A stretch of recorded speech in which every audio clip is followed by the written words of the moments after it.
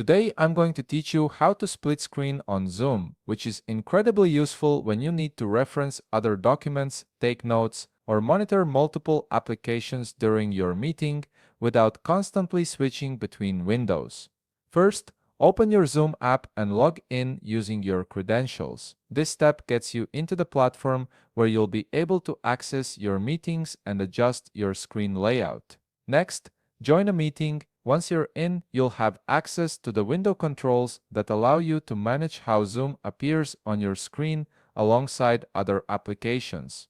Now, here's where the split screen magic happens. Since we're using Windows 11, place your mouse over the Maximize button located at the top right corner of the Zoom app window. When you hover over it, you'll notice that Windows 11 presents you with several split screen layout options. This feature is built into Windows 11 and makes organizing your workspace much simpler than manually dragging and resizing windows. Click on your preferred split screen option, then choose whether you want to place Zoom on the right or left side of your screen. This action will automatically resize Zoom to occupy exactly half of your display. After placing Zoom on one side, you'll need to select another window for the second half of your screen. Windows 11 will typically show you thumbnails of your other open applications, making it easy to choose what you want displayed alongside Zoom. Simply click on the application you want to use and it will automatically fill the remaining space.